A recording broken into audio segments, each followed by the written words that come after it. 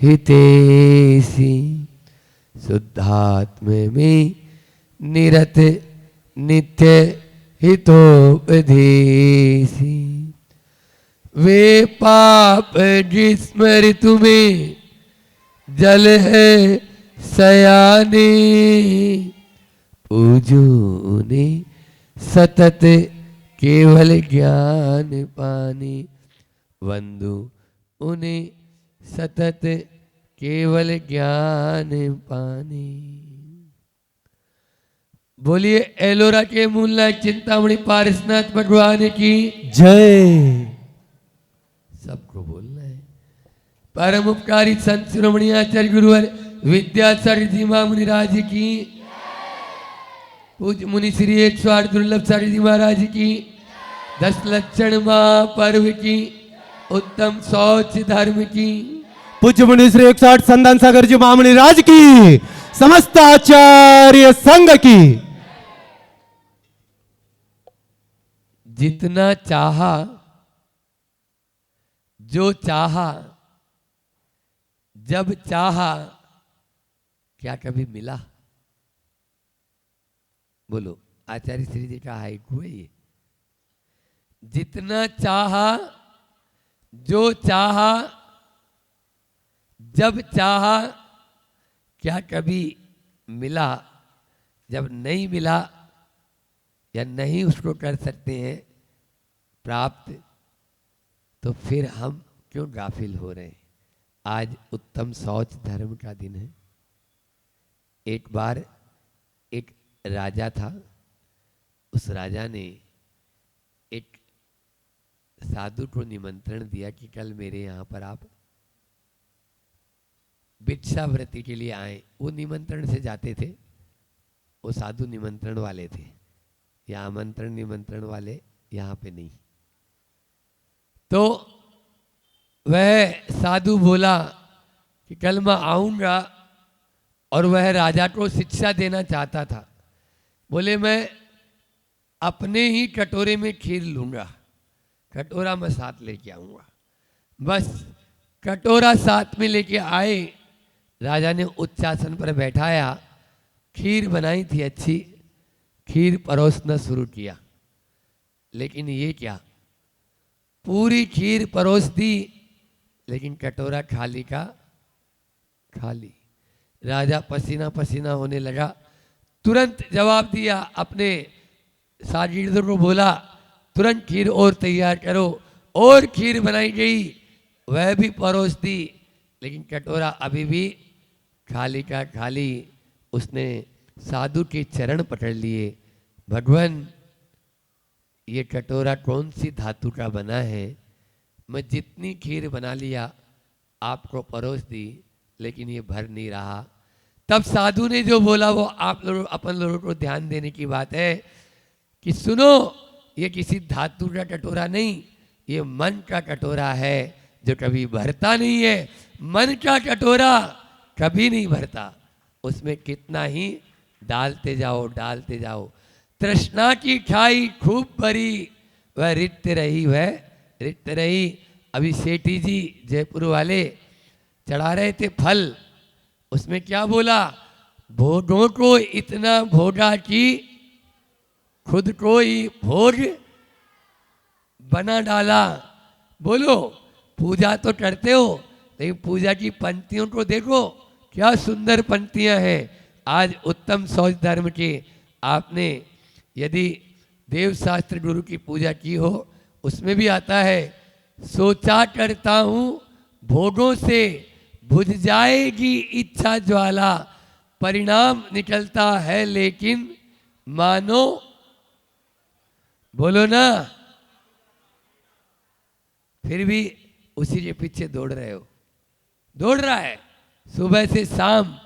हमारे देखो रवि भाई भी मुंबई, महाराज जी अर्जेंट काम आ गया, अर्जेंट आ गया तो भैया यार पर्यूषण में आपको बताएं, आर के मार्बल वाले जब मेरी दीक्षा हुई 2015 में, मैंने पहले भी सुनाया था, बीना 12 में रेड पड़ी, एक साथ सारे छापा पड़ा, इनकम टैक्स सेल टैक्स सब आ गए, सारी की सारी जगह देश और विदेश दोनों जगह।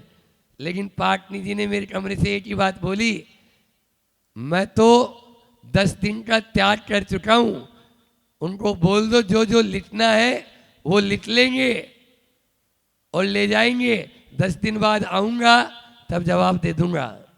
और कहते हैं उनका सारा काम 1 नंबर में होता है, कुछ भी नहीं कर पाए वो सब, कुछ भी नहीं, ये होता है। तो बस सोचा करता हूँ भोगों से बुझ जाएगी इच्छा ज्वाला, परिणाम निकलता है लेकिन कुछ नहीं, ये ऐसे ही चलेगा, आप कितना ही कर लो। आज देख लो हमारे यहाँ बैठे हुए हैं दिनेश भाई, 400 सीए इनके अंडर में काम करते हैं, लेकिन करेंगे वो, बिगाड़ेंगे बनाएंगे और जबकि अभी तो नया इनका डायरेक्टर जो है वो नया चेंज हो गए, फिर भी इनको कोई नहीं, जाना है तो जाना है। ये भक्ति होनी चाहिए, तभी होगा जब उत्तम सोच धर्म आपके अंदर आएगा। समझ में आ रहा है? लोभ होगा तो नहीं, लेकिन क्या करें ये बताओ रवि भाई, अपन भोजन करते हैं, 4 रोटी की भूख है, ठीक है, 1 रोटी खाई, फिर भूख कम हुई, इतनी हुई, दूसरी रोटी खाई, तीसरी रोटी खाई, चौथी रोटी खाई, पूरा पेट भर गया। रोटी खाते हैं या भोजन करते हैं तो भूख कम होती चली जाती है। विषयों को भी भोगते हो तो उसमें भी तृप्ति थोड़ी हो जाती है। लेकिन आपने सोचा था कि 1 करोड़ रुपया हो जाए फिर काम हो जाएगा, फिर मैं नहीं कमाऊंगा। फिर जैसे जैसे 1 करोड़ होता जाता है आपका 5 करोड़ की ओर ध्यान जाता है, फिर 5 हो जाता है, फिर 10 की ओर ध्यान जाता है। ये क्यों? कहीं तो रुको, कभी तो रुको, बोलो, कहीं तो रुको, कभी तो रुको। जैसे जैसे लाभ बढ़ता है वैसे वैसे लोभ बढ़ता चला जाता है। लाभ बढ़ेगा, लोभ बढ़ेगा। आप देखो, जबकि भोजन आदि में तृप्ति हो रही है, लेकिन यहाँ रुकावट नहीं, यहाँ तो चलने दो। हाँ, रात में भी कोई आ जाए फोन, हाँ बोल भाई कितना, अभी भेजता हूँ। तो ये पहले के लोगों को आप देखे होंगे, उनकी लिमिटेशन होती थी। और बल्कि दीवान जी, अमरचंद जी दीवान, उनको जब उनकी तनख्वाह बढ़ाने की बात आई तो बोले मेरी तनख्वाह मत बढ़ाओ, आप मेरा समय कम कर दो। 6 घंटे की मेरी सर्विस है, आप उसको 4 घंटे कर दो, ताकि मैं 2 घंटे धर्म ध्यान में और अच्छे से दे सकूं, मैं पूजा पाठ अच्छे से कर सकूं। बोलो, है कोई यहां पर माई का लाल इस तरह का जो भावना रखता हो? एक नहीं, गोपाल दास बरैया, कई उदाहरण, महापुरुष नहीं, आपकी तरह अपनी तरह ही, और इसी काल में ही, पंचम काल में ही। लेकिन नहीं, मेरी आप धन बढ़ाने की, क्योंकि मुझे मालूम है ना, जितना जितना धन बढ़ेगा उतना उतना मेरा धर्म कम होता जाएगा। समझ में आ रहा है? एक है धर्म और एक है धन। धन क्या है? धन पांव की जूती, और धर्म क्या है? सिर की टोपी। टोपी मैली कुचेली भी क्यों ना हो, आप खूंटी पर टांग के रखते हो, और जूती सोने की भी क्यों ना हो, दरवाजे के बाहर ही खोलेंगे, दरवाजे के बाहर ही खोलेंगे। इसलिए आपको धन का उतना ही, ये भी बात सही है कि गृहस्थ के पास में यदि धन नहीं हो तो वो 2 कौड़ी का है, और साधु के पास में यदि थोड़ा भी है, 1 कौड़ी भी है, तो भी वो 2 कौड़ी के हैं। समझ में आ रहा है?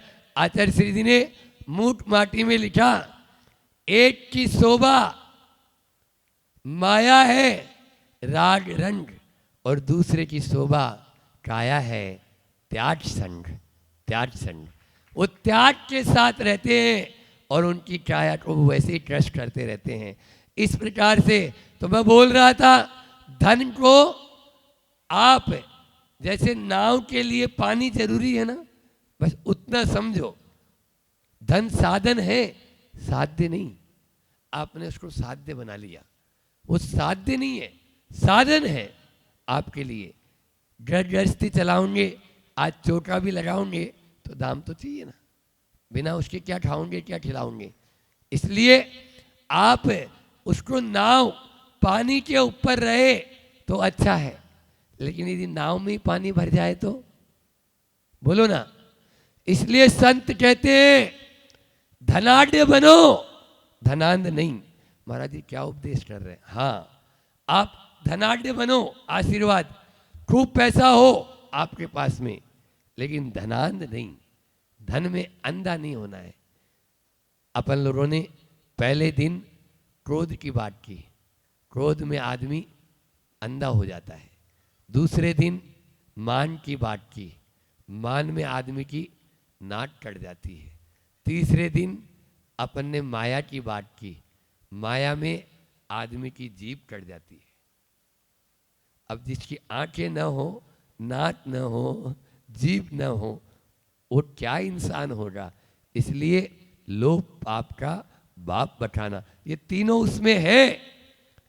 लोभ में क्रोध भी है, जहां लोभ है वहां क्रोध है, जहां लोभ है वहां मान है, जहां लोभ है वहां माया है। इसलिए लोभ को पाप का बाप कहा। इसके चक्कर में ना आना, इसके चक्कर में कभी नहीं आना। हाँ, यह पाप का पिता तो है। इसलिए लोभ से बचो। अभी अपन ने कहा कि चाह नहीं, चाह आदमी को गुमराह कर देती है। तो चाह उसके लिए कांटों का दाह बन जाती है। चाह, दाह, आह और राह, 4 शब्द हो गए। चाह से बचो। चाह जहां है, रहता है झोपड़ी में मगर महलों की चाह है। रहता है झोपड़ी में मगर महलों की चाह है। ये चाह ही तेरे लिए कांटों की राह है।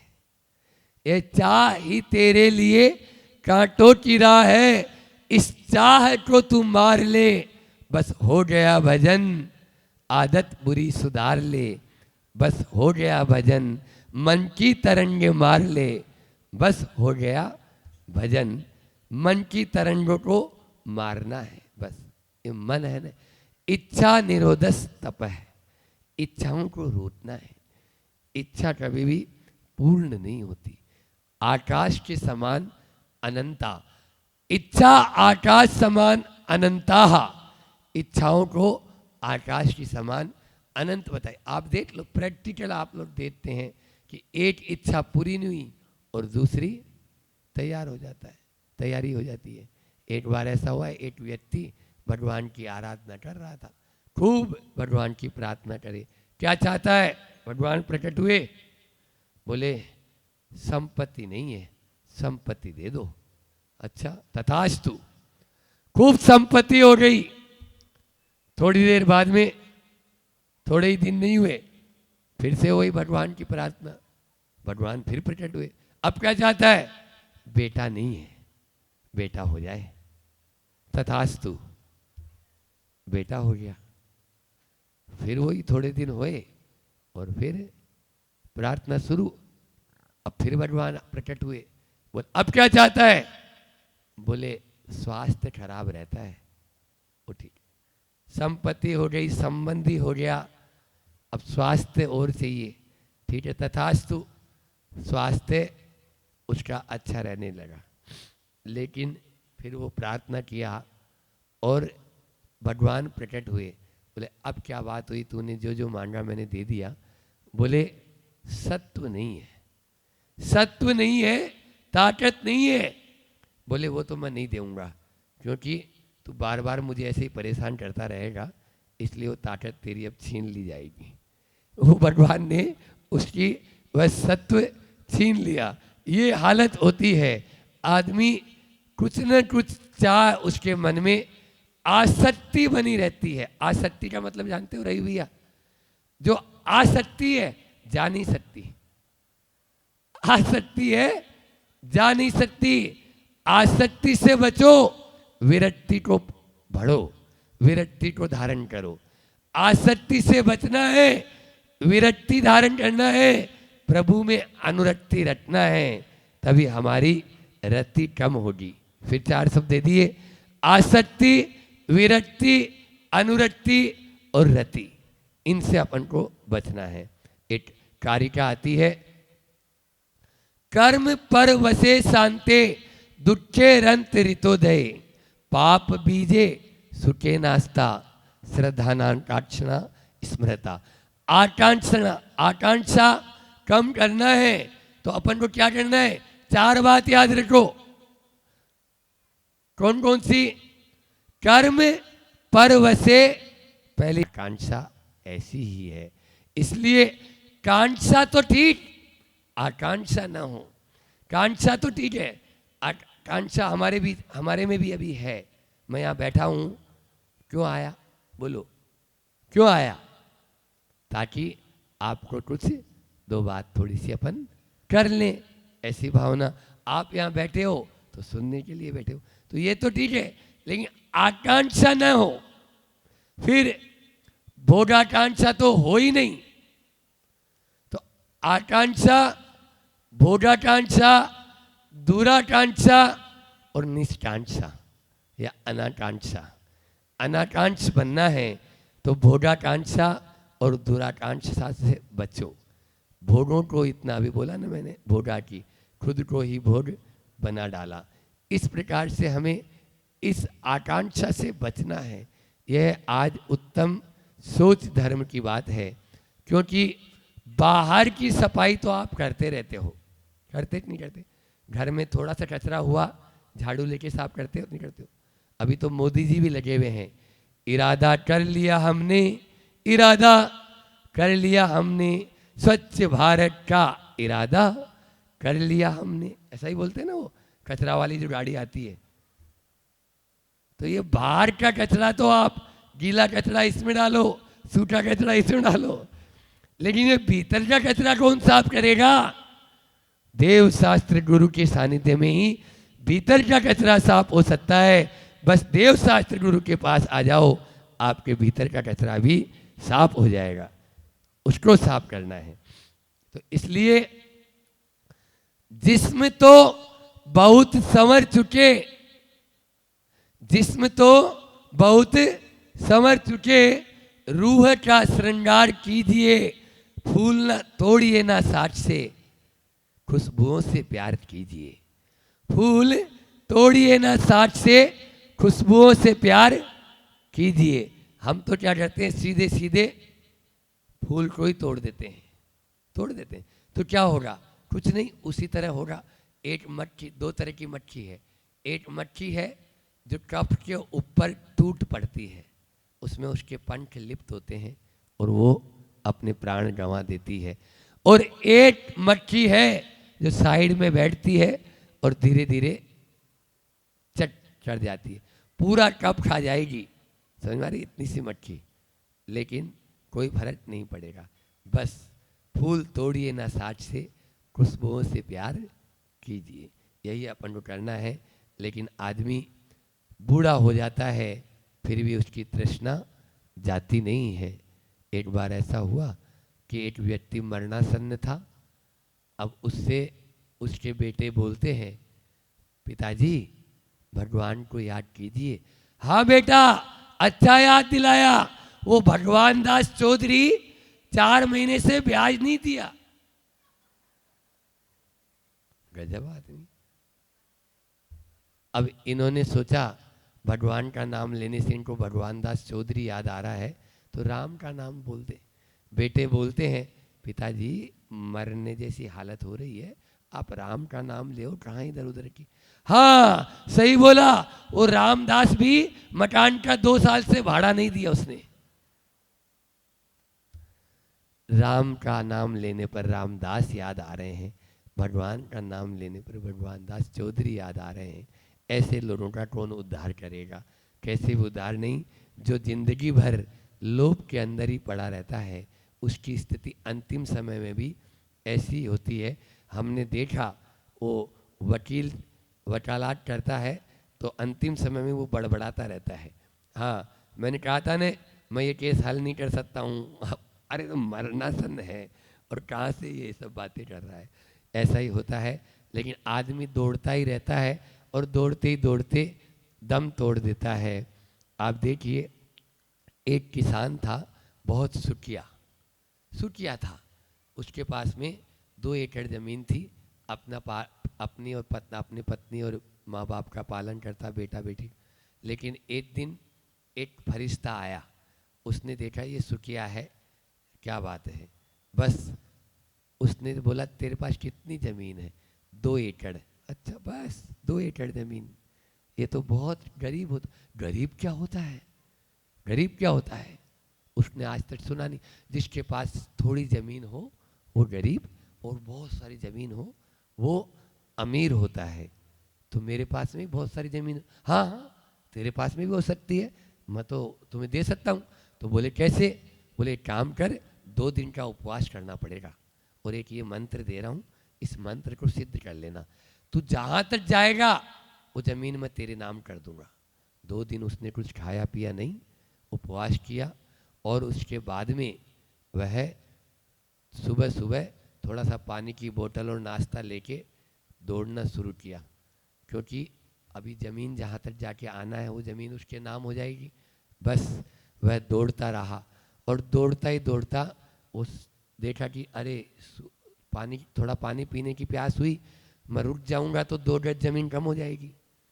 पानी भी नहीं पिया, रोटी भी नहीं खाया, और वह कहते हैं सूरज ढलने के पहले वापस भी लौटना है, इसलिए वह दौड़ता रहा। और जैसे ही पीछे मुड़ा क्या, 2 दिन कुछ खाया पिया नहीं था, और वहीं पर गिरा, एक पत्थर से सिर टकराया और ढेर हो गया।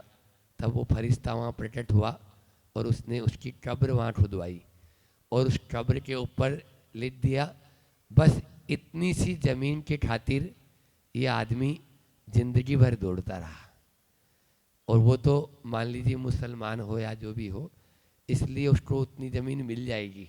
आपको तो वो भी नहीं मिलेगी, आपको तो वो भी नहीं मिलेगी। उतने में न जाने कितनों को सल्टा दिया। वो 2 गज ज़मीन में आपको ही नहीं, पहले वाले हजारों लाखों सलट गए और फिर अपन भी उसी में सलट जाएंगे। समझ में आ रहा है? ये स्थिति है। खाली इतनी सी ज़मीन के खातिर ये आदमी जिंदगी भर दौड़ता रहा। बहुत अच्छी पंक्तियाँ कि जन्म से लेकर मरण तक दौड़ता है आदमी, दौड़ते ही दौड़ते दम तोड़ता है आदमी। आंख गीली होठ ठंडे और दिल में आंधियां, 3 मौसम एक ही संग जोड़ता है आदमी। सर्दी गर्मी बरसात हो गया, आंख गीले होठ ठंडे और दिल में आंधियां, गर्मी में आंधियां चलती है। सुबह पलना शाम अर्थी और खटिया दोपहर, 3 लकड़ी 4 दिन में तोड़ता है आदमी। सुबह पलना, शाम खटिया और शाम अर्थी और दोपहर आपके खटिया। सुबह पलना शाम अर्थी और खटिया दोपहर, 3 लकड़ी 4 दिन में तोड़ता है आदमी। 1 रोटी 2 लंगोटी 3 गज कच्ची जमीन, वो भी नहीं मिलेगी। बता तो दिया अभी। 1 रोटी 2 लंगोटी 3 गज कच्ची जमीन, 3 चीजें 4 दिन में जोड़ता है आदमी। दौड़ते ही दौड़ते दम तोड़ता है आदमी। अंतिम ये 2 पंक्तियां बहुत अच्छी है, मेरा प्रिय कविता है ये। है यहाँ विश्वास कितना आदमी का मौत पर, है यहाँ विश्वास कितना आदमी का मौत पर। मौत के हाथों सभी कुछ छोड़ता है आदमी। दौड़ते दम तोड़ता है आदमी। बस दौड़ते ही दौड़ते दम तोड़ता रहता है आदमी। अंत में एक हाइकू लेकर अपनी वाणी को विराम देता हूँ कि नाड़ हिलती, आचार्य श्री जी ने लिखा नाड़, नाड़ यानी ये मान, मराठी में मान बोलते हैं इसको, मान यानी गर्दन। नाड़ हिलती लार गिरती किंतु तृष्णा युवती। लार गिरती जाती है लेकिन तृष्णा युवती यानी उसकी जवान होती चली जाती है, जवान होती चली। जैसे जैसे बुढ़ापा नजदीक आता है वैसे वैसे तृष्णा भी जवान होती जाती है। बस इस तृष्णा के चक्कर में हम ना आए, ऐसी भावना की, क्योंकि जो नहीं आया उसी का ही कल्याण हुआ। उत्तम शौच धर्म को हम सब अंगीकार करें, इसी भावना के साथ मैं अपनी वाणी को विराम देता हूँ। बोलिए अहिंसा परमो धर्म की। आचार्य गुरुवर विद्यासागर जी महामुनिराज की